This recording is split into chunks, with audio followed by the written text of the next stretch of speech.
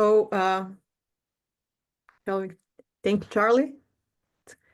It's always great to kind of see also Charlie is like a person behind helping us set up this together. And so welcome for joining City Design in Conversation. And this is a great thing to start with because like what is one big problem with the city and city design is that we see only the built environment and we don't see all the ways that all the different invisible infrastructures that shape whether in written policy documents and the laws or in maintenance schedules. We really don't see then uh, what makes the city work the way it is.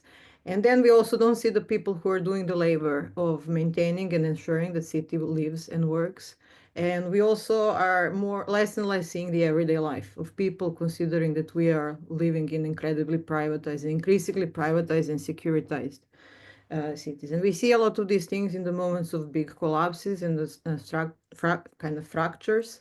Uh, I guess a number of us got to learn a lot about LA and firefighting in the last 2 days with all the fires that are burning and impact of the incredible inequality that exists in that city on the access to not just firefighters as a physical service, but water and ability of them to actually put out fires in, even if their firefighters are present in the less affluent neighborhoods. Uh,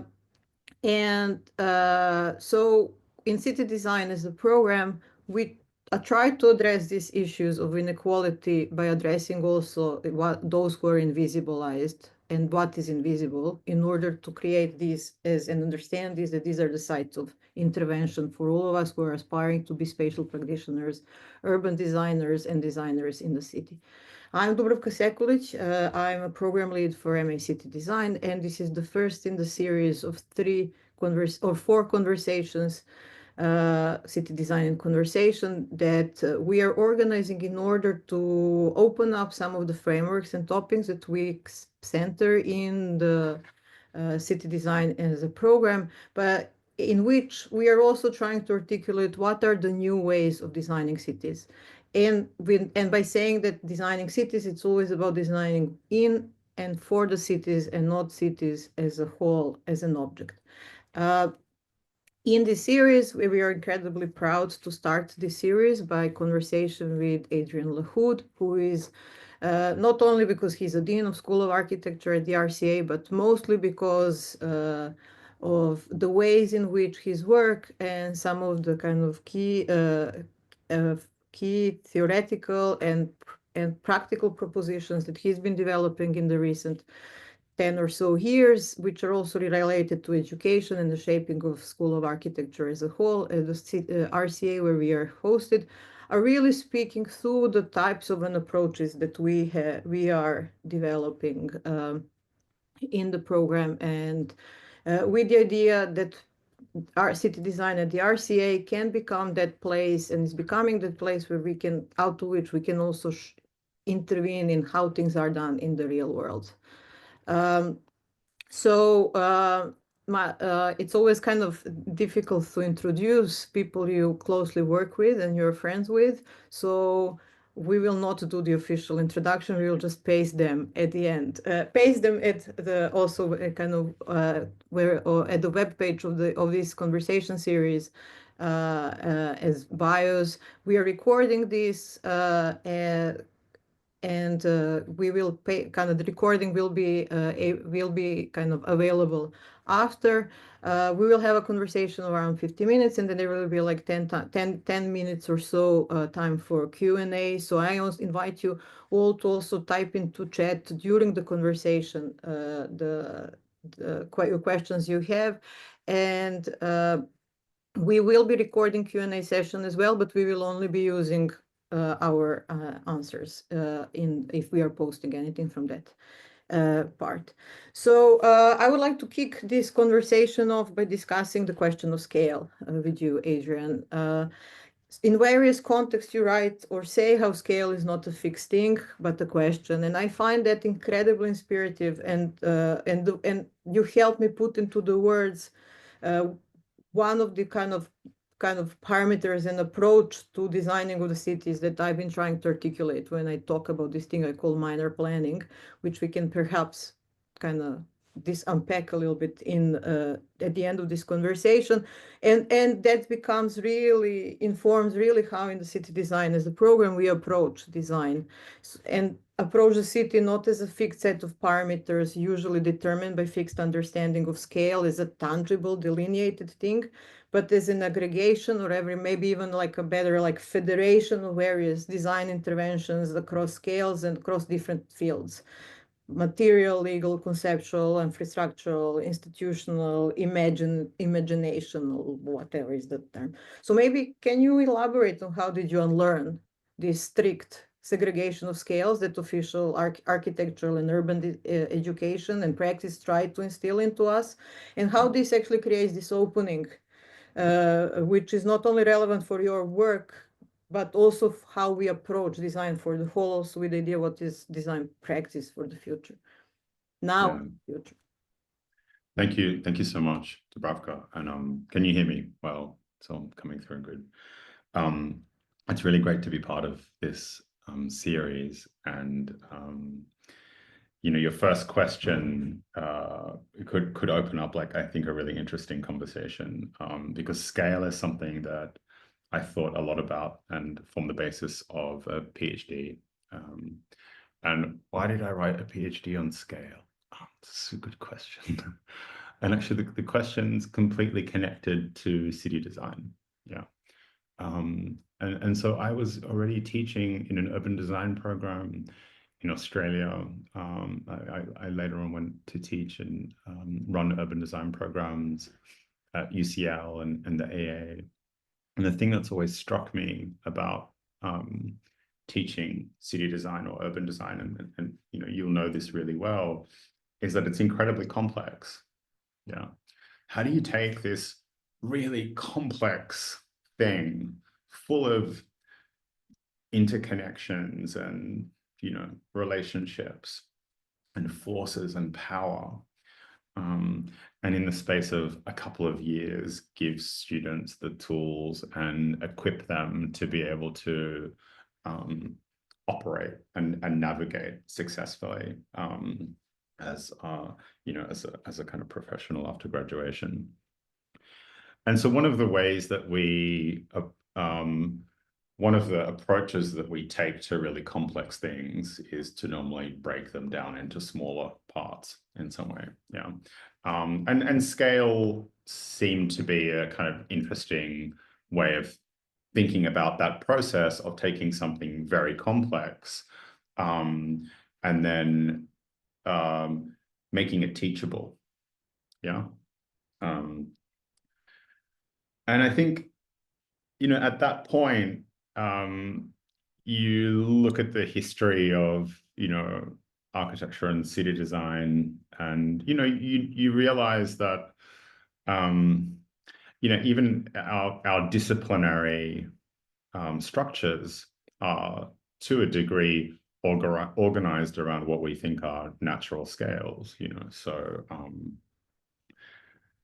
furniture design deals with smaller things than urban design, and architecture sits somewhere in the middle. And implied in all of that is a kind of understanding that scale means something like dimension or size. And this is one of the commonplace uses of the term. Sometimes it can mean importance, so something being more or less important than another. You might use scale in that way. Or you might speak about scale in terms of level, something being above or below something else, or in terms of hierarchy, et cetera, et cetera. And I was really interested in kind of like starting to kind of break down these presuppositions, because going back to your question, we know that knowledge is continually shifting and changing. Yeah. And one of the things that I realized in the course of the PhD work was that, you know, it's a very banal kind of commonplace observation, but there, you know, there is a kind of durable relationship between a set of problems or questions and a form of representation, right? So, and we know this really well from like architectural forms of representation. You might use 1 to 20 drawing to think about a construction detail. You might use a 1 to 100 drawing to think about the layout of a room. You might use a 1 to 1000 drawing to look at a site plan. You know, like there's these kinds of, but beyond the kind of commonplace observation, actually, what's at stake? What's at stake in these kinds of processes, right? And if we look a little bit deeper, and this is the kind of argument that I make in the thesis, is that actually scale is how we construct questions for ourselves within the discipline. And so if we look at the layout of a room, in a way, it's trivial, the fact that, you know, you might use a certain drawing ratio to represent the layout of a room. What's really interesting is what kind of problem is being posed in the layout of the room. So if we look carefully at the history of dwellings, we know that all kinds of really interesting problems are being posed in the layout of a room. You know, those problems might be, how should men and women relate to each other in a domestic setting? What should be the relationship between children of a certain age and their parents in terms of their sleeping arrangements? You know, et cetera, et cetera, et cetera. Yeah. And so the PhD then starts to take this kind of clue that we find in architecture and start to think through the relationship between the problem, and, you know, this is maybe the more technical part of the PhD, but the problem as a kind of ontological thing, as a kind of fact of the world. But the problem not as, you know, we often think of problems as bad things that we need to kind of make go away. Yeah.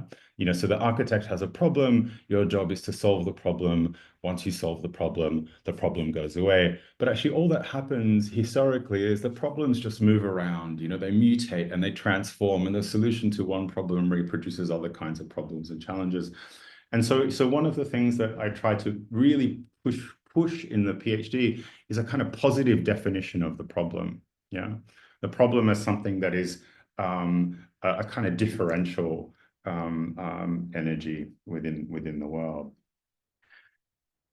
Once you start to think about scale in those terms, I think you become really sensitive to the history of why certain problems have become important at certain moments. Yeah. And then what is the relationship between that kind of emergence of a problem and the production of knowledge and the creation of a discourse around that knowledge? And in a way, that's the kind of structure that the PhD tracks. And so what that opens up for me in the thesis, and this is going back to 2012, so it's quite some time ago,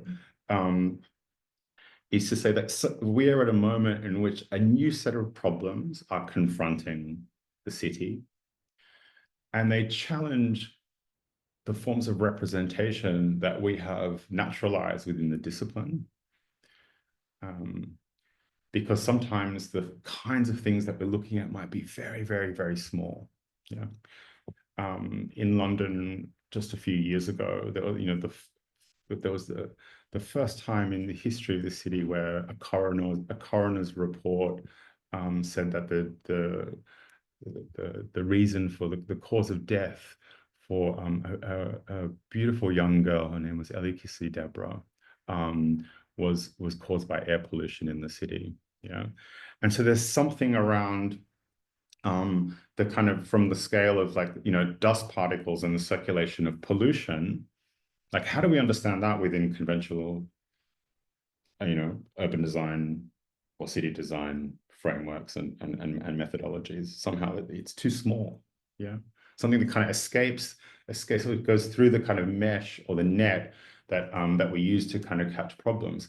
And then similarly at the other scale, there are things that are like far too large, and also they exceed at the kind of at the other limit, you know, the ways we might, you know, the kinds of conventional problems that we might think belong within city design or urban design. You know, the relationship between, you know, energy consumption or industrialization or carbon emission in one part of the planet, and heat stress in a city in a completely different country, you know. And so So we're at this moment where there's a kind of breaking of, or kind of tension being placed on the discipline of city design and urban design. I mean, we've been in that moment, I think, for at least a decade.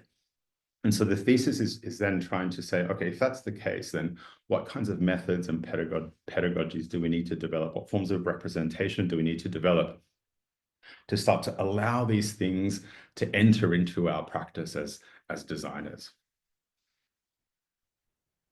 Yeah, this is kind of super amazing, and I kind of like, yeah, we can have this conversation on scale, and not just for a less rest of this conversation, but we can have it for a couple of more hours.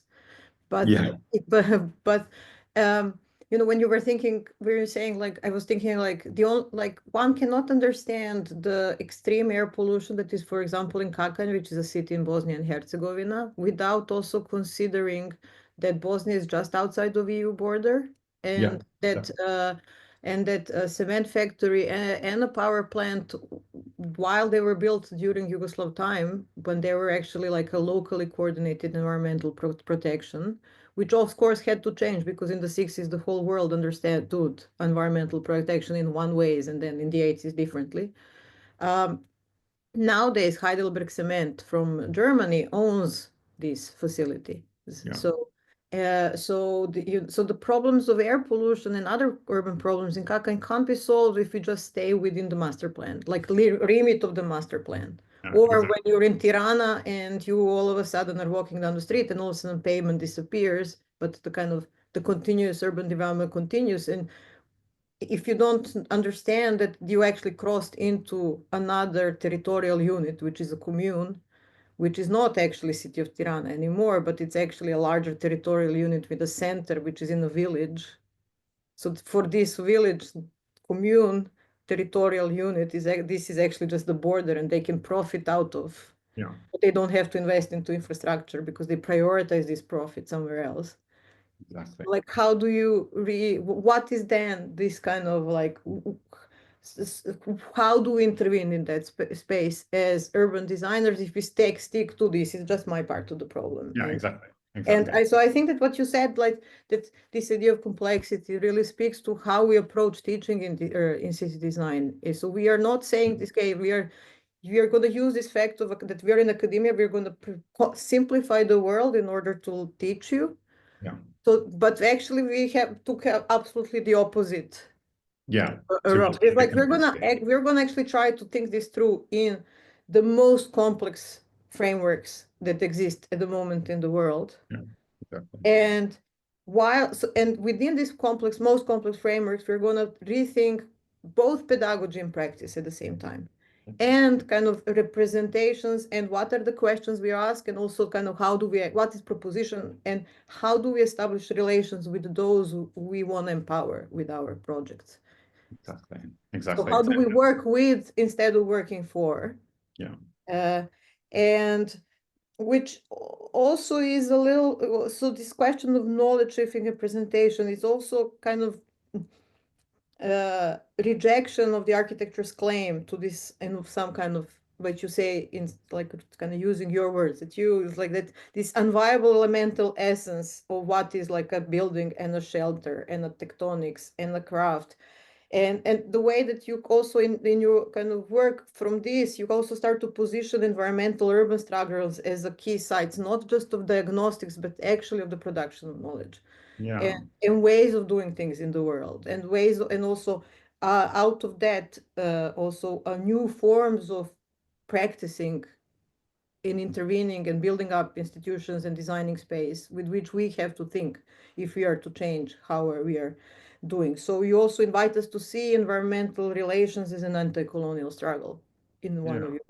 So this articulation of the city design, or like any kind of design in the spatial design, and as an ethical political project, is actually really close to what my thinking is around the idea of that we need, and that this crisis that you have been describing so beautifully is also a breakdown of social contract, and that we need to design a new social contract which has to be spatial social contract, Yeah.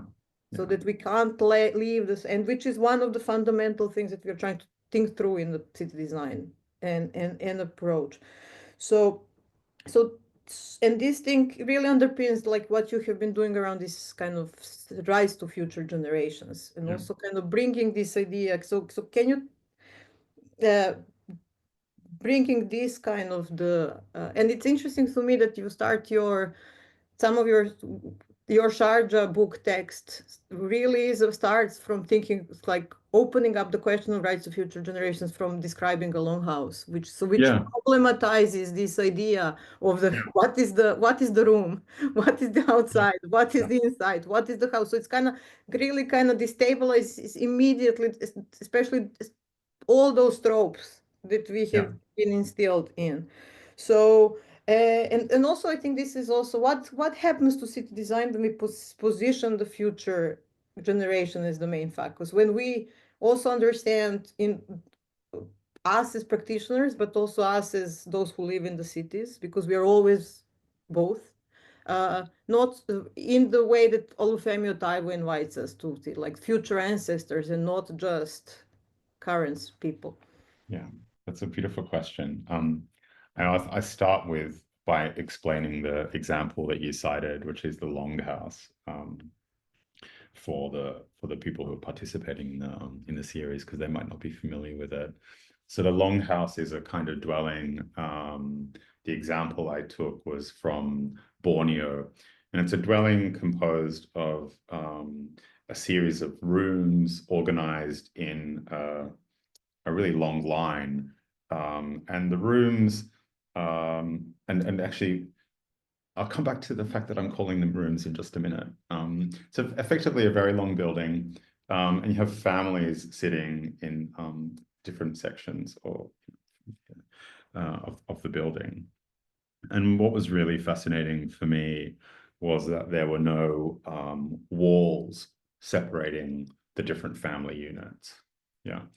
Um, and actually, the only thing that indicated where one family's space started and ended was simply the selection of a particular joint in the floor. So you can imagine these timber beams laid next to each other, and the joint in one beam demarcated the start of your dwelling, and then the joint in the other side demarcated the end. And if I were to kind of walk into a longhouse, or if people on the call who are unfamiliar with a building like this, you would effectively see it as just a very long corridor. Yeah. But in fact, privacy is managed in a very, very interesting way. Just happens not to use walls. Yeah. And for me, that's really interesting, right? So how's privacy managed? So there's a very sensitive and beautiful set of protocols that govern the way people should relate to their neighbors. Yeah. So you would communicate an intention to look into your neighbor's space. And you would only hold that look for the duration of the look was very, very important, about how long you gazed into their space. And the way that you kind of stopped looking and then turned back away was also important. So there was this kind of social protocol that controlled the gaze that produced privacy. And so for me, what became really interesting was we can start to speculate around, in some cases, you might have a physical object, a wall that produced privacy. In other cases, you might simply have a social contract, to use your language, Dubravka.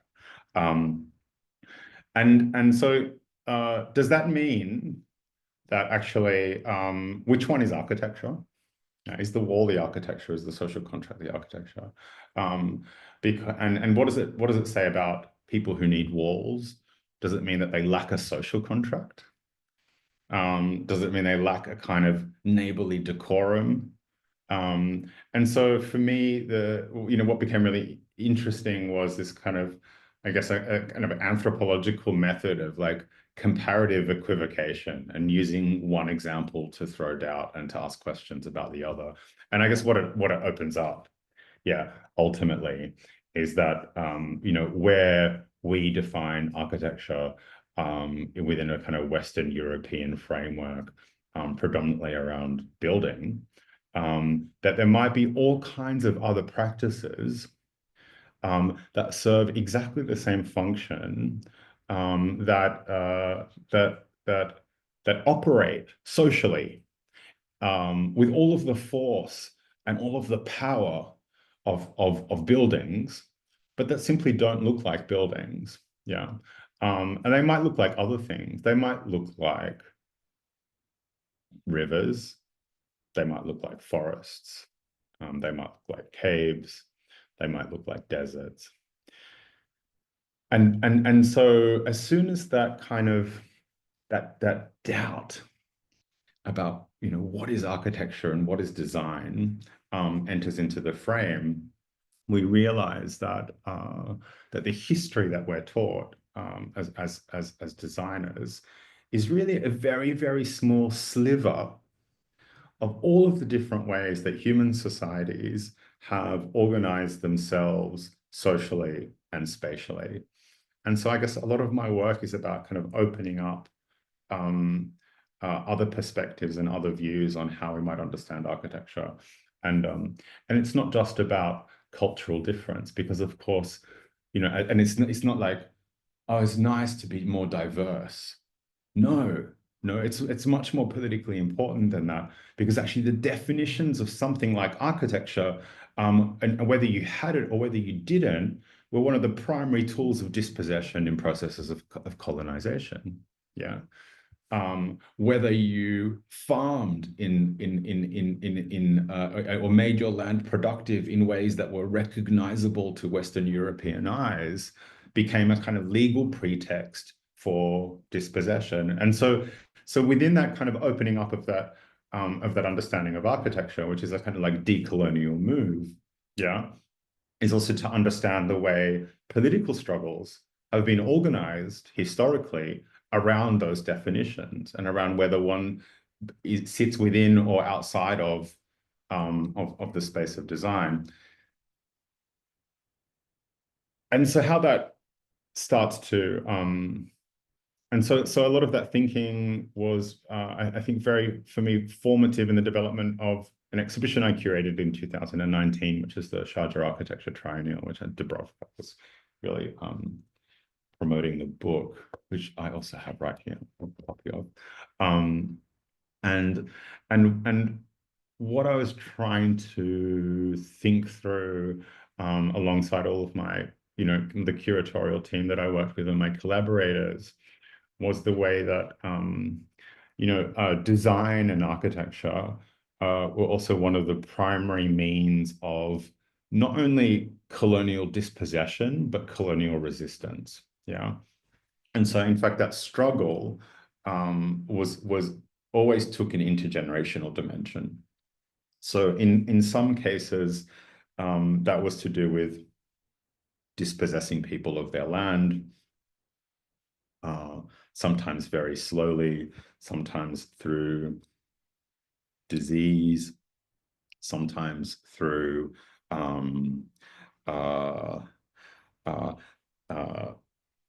taking Indigenous children from their parents and putting them in, you know, white foster homes, as happened in, you know, so tragically in Australia and in Canada. Sometimes it happens extremely quickly and violently, as we see in Palestine, as we see in Gaza at the moment. But that these are always intergenerational projects, yeah. But that it's not just that. Why is there such a focus on denying a society's ability to transmit or reproduce itself intergenerationally, both culturally and socially and economically?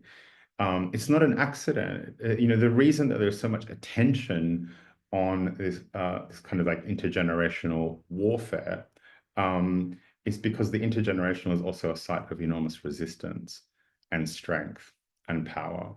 And the way that, you know, Indigenous groups mobilize understandings of ancestors, for example, the way Palestinian resistance groups might mobilize understandings of, historical solidarity.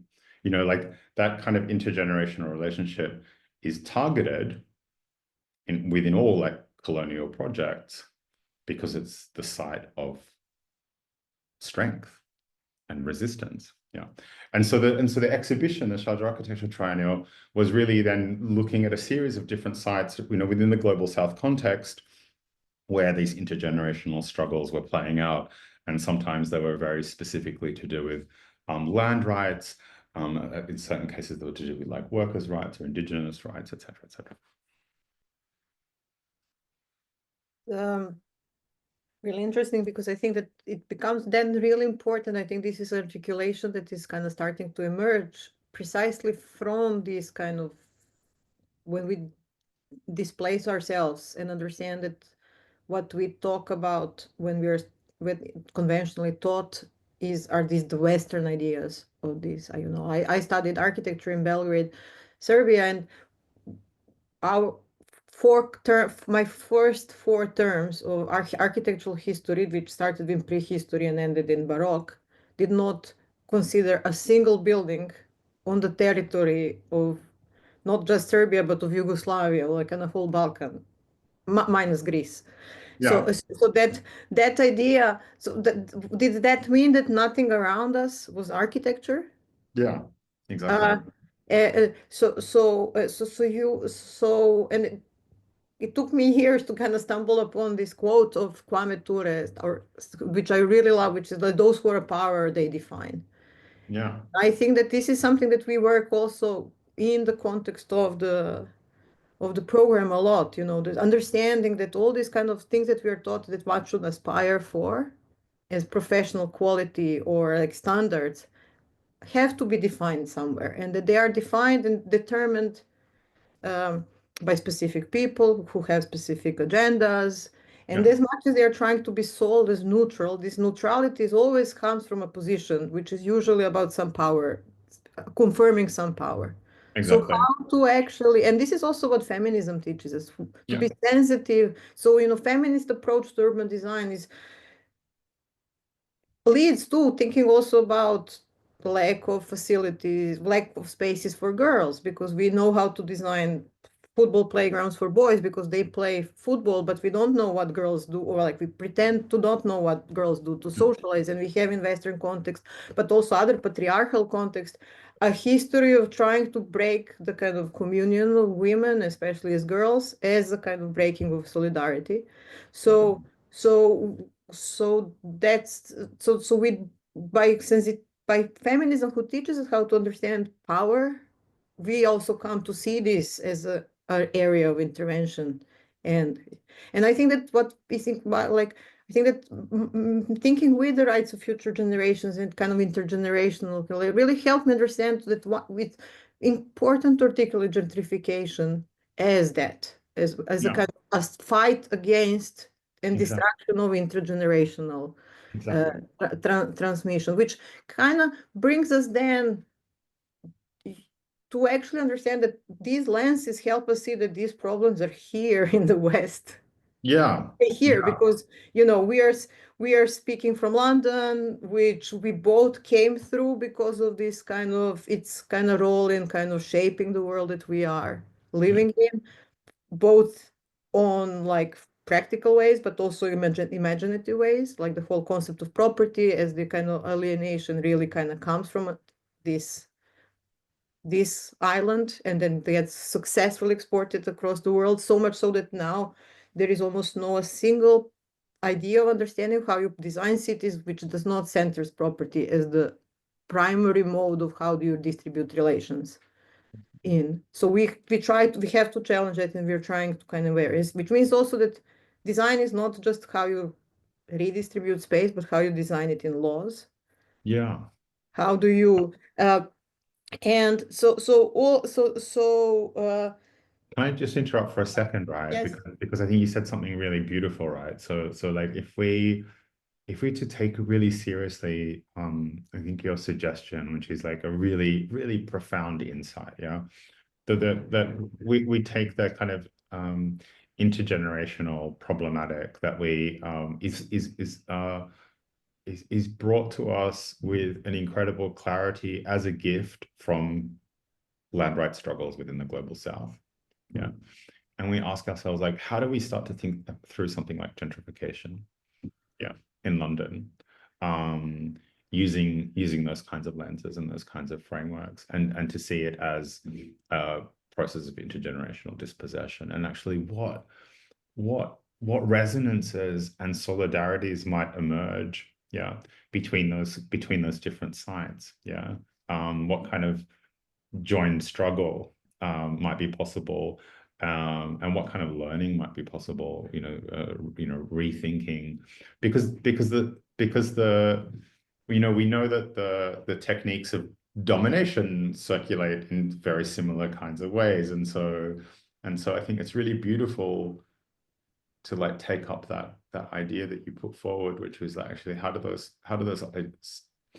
suggestions around like strategies and techniques of resistance to that domination circulate back in the other direction and start to inform,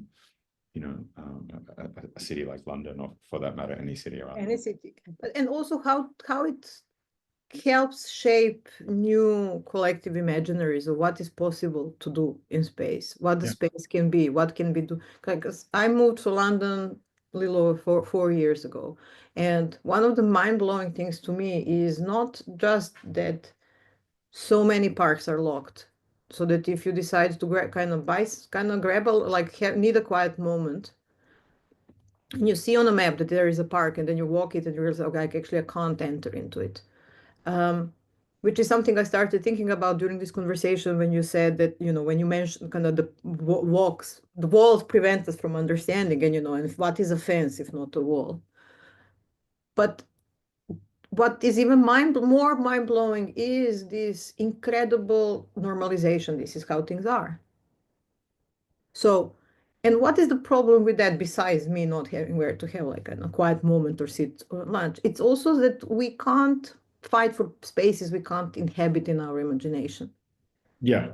So with the changes, and I think this is one of the moments in which like future of what we do as an urban designer and spatial practitioners is incredibly ethical, because we are more and more withdrawing into interior spaces and automation,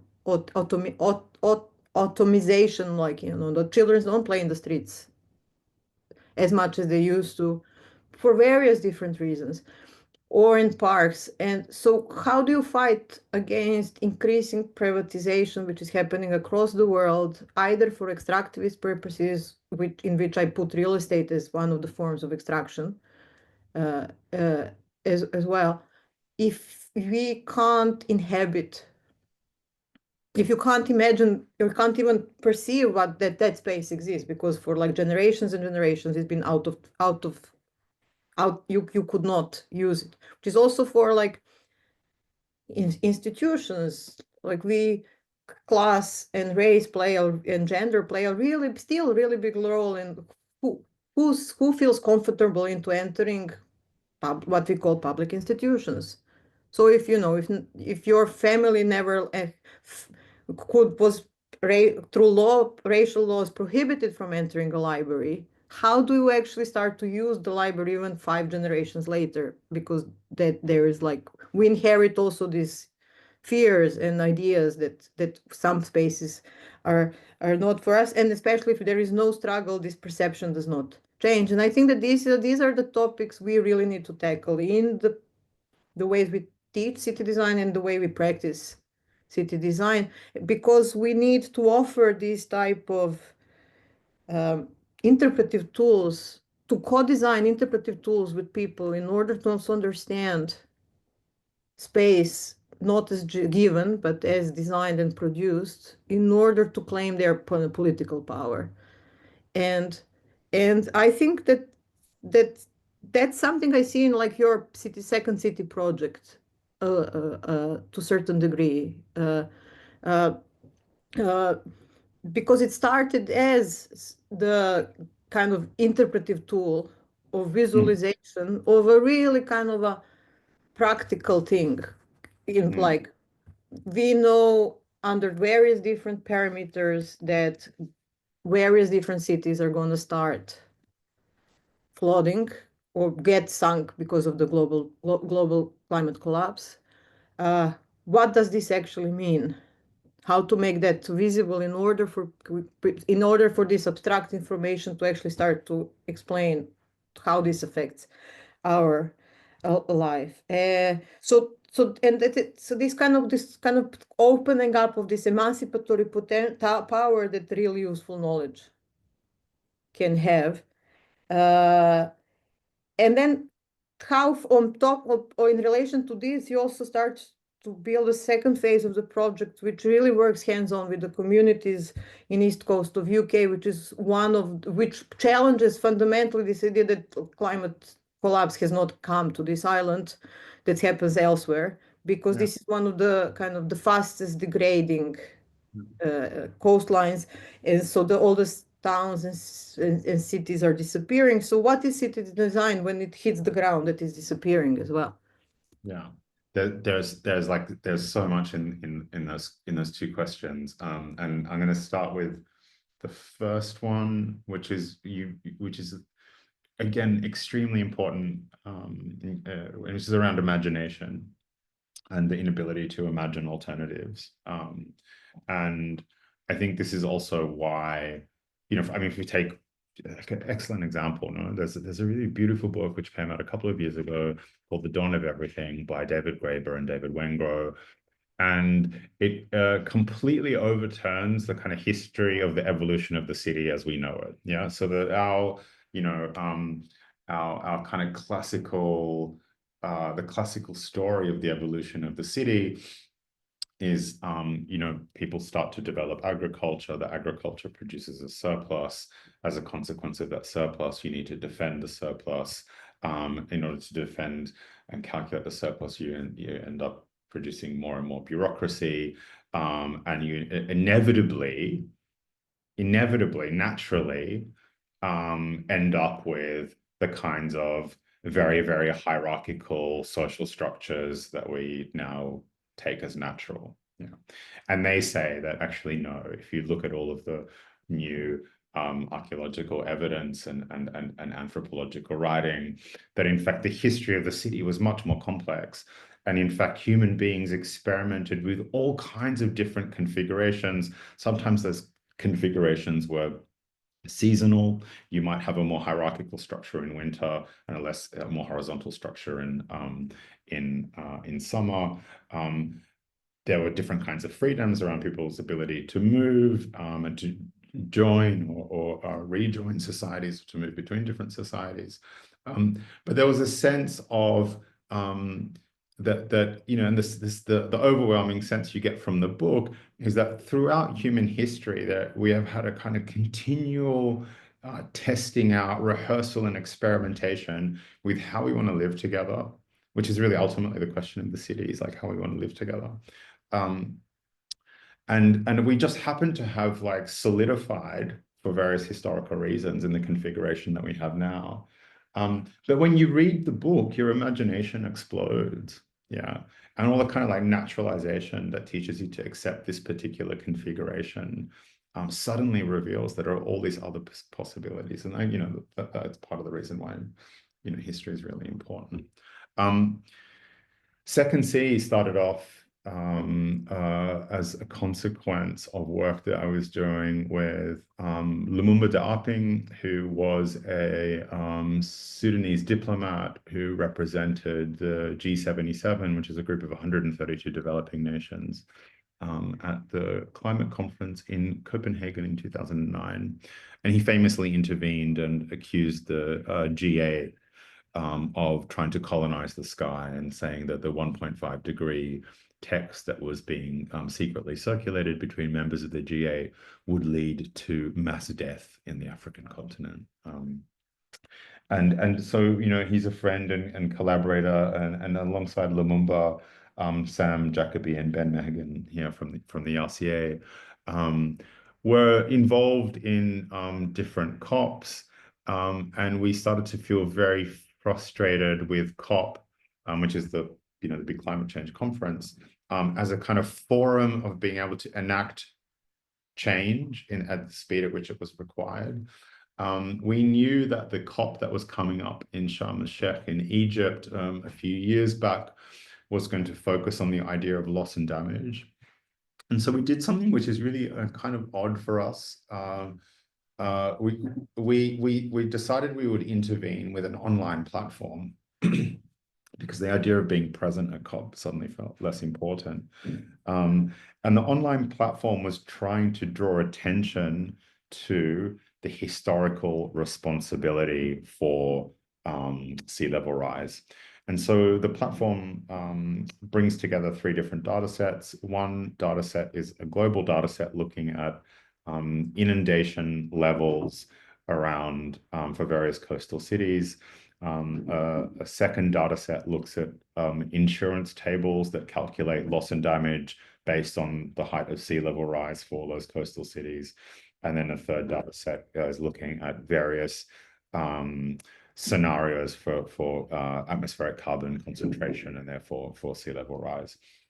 And so what it does, you can pick a city, any 130 different coastal cities. You can pick one. You can select any date between now and 2100, and a carbon emission scenario, and it will tell you how much the sea level will rise for that city.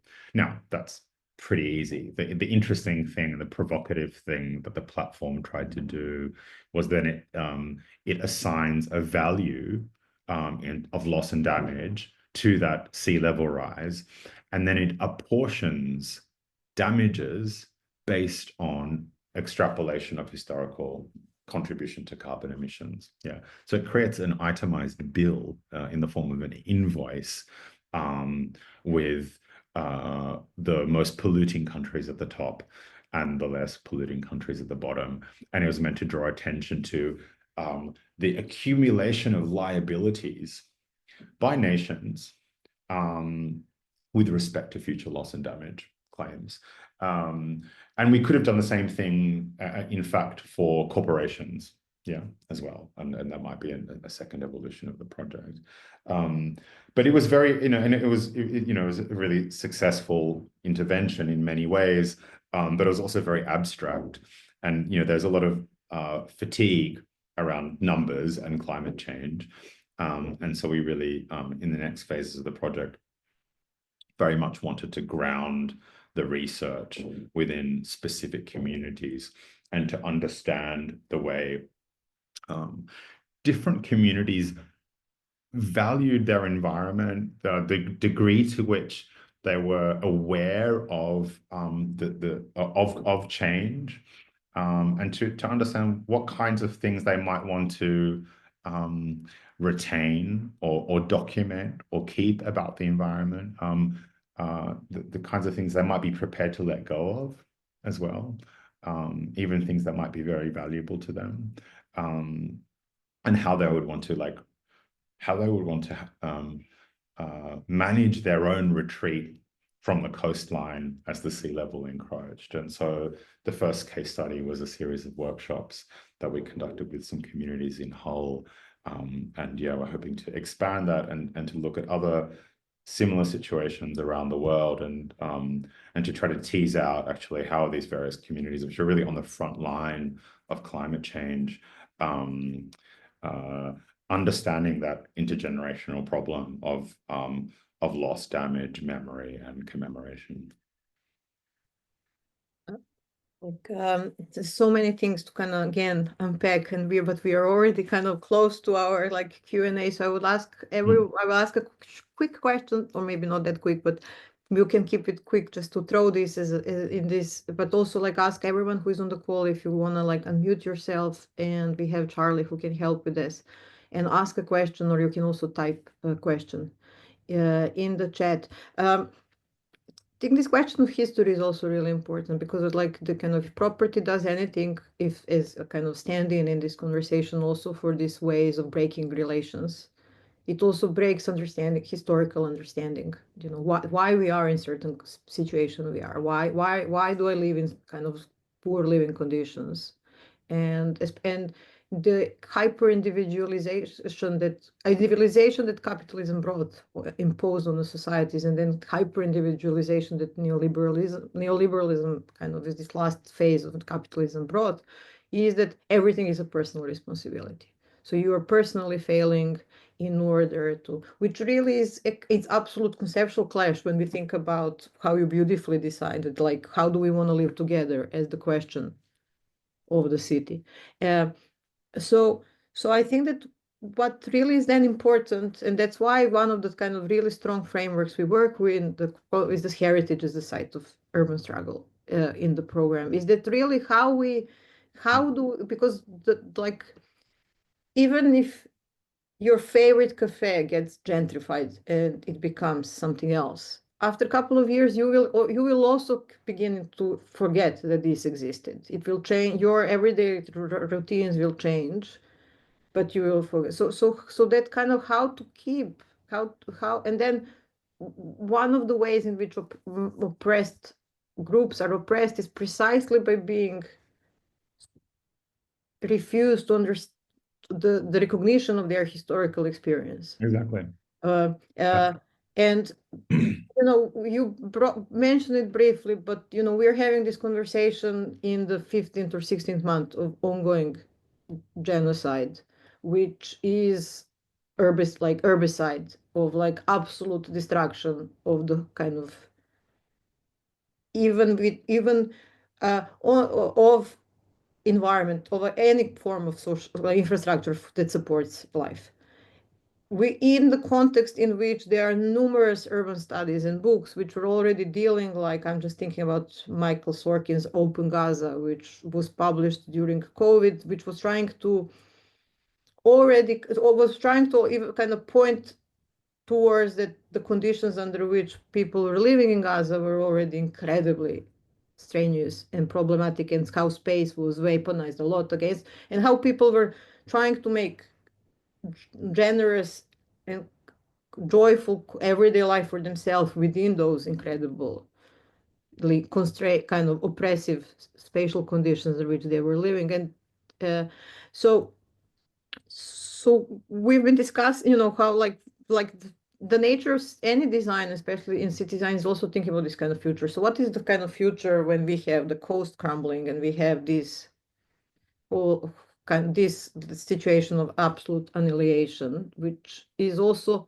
happening in other spaces as well, and in minor scales and bigger scales and different territories?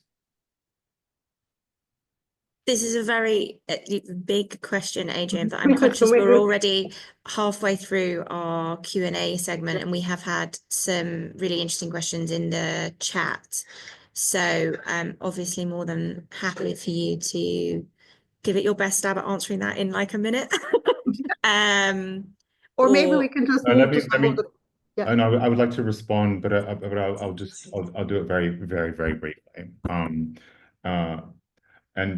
the way I would respond is to talk about the universality of Palestine.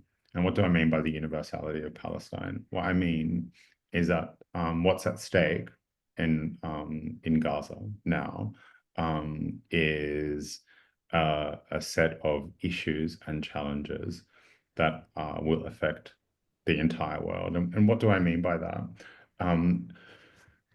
With respect to climate, with all the changes, the fires that are burning in LA, the fires that were burning in Australia like years ago, with respect to the migration that is already pouring out of the Sahel and into Europe and in other parts of Africa.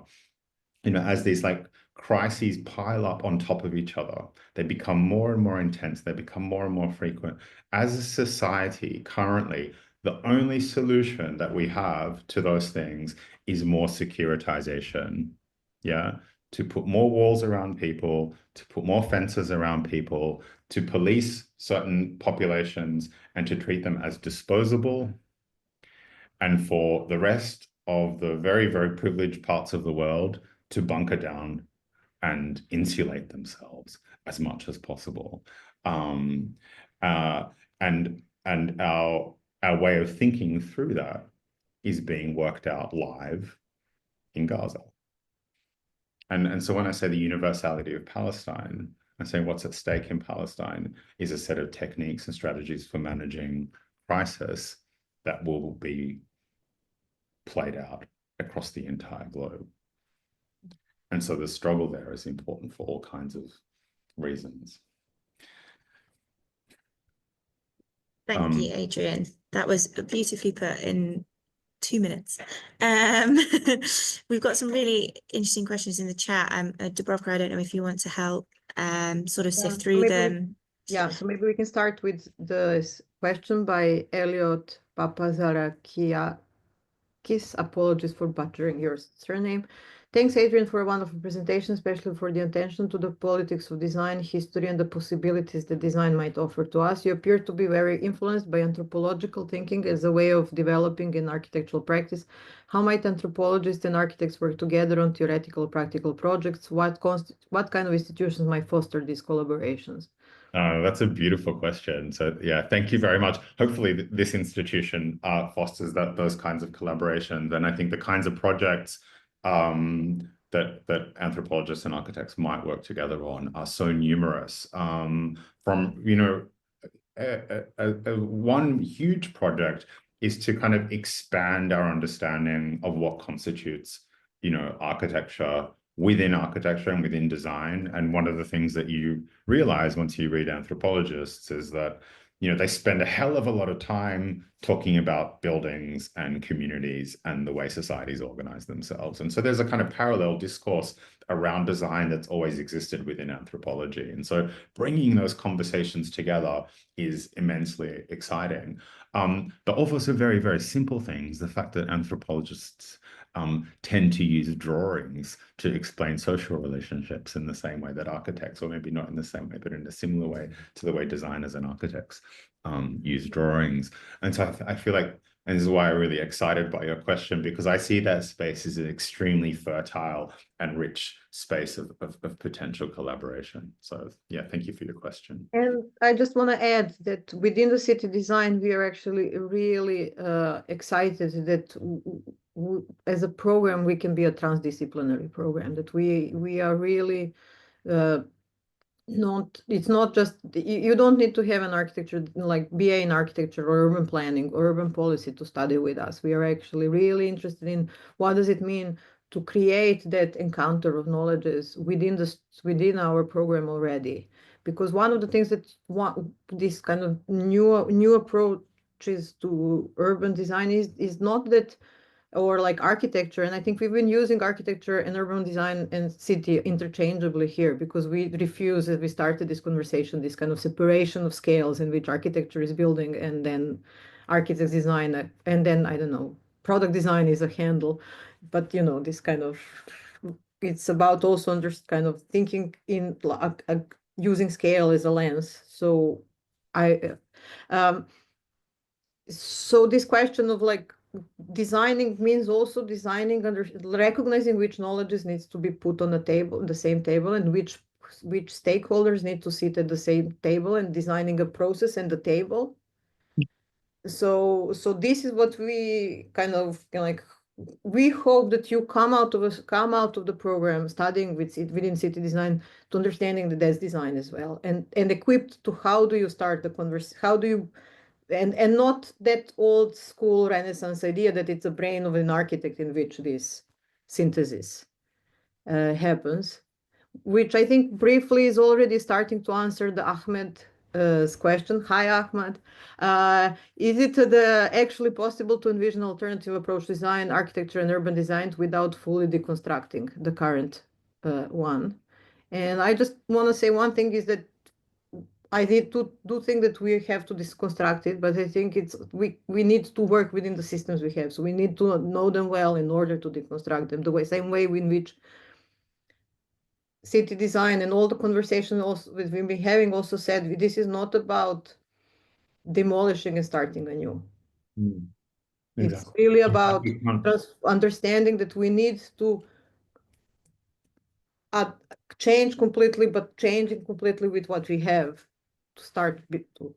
Because the logic of modernity is the logic of like destroying and starting anew. Yeah.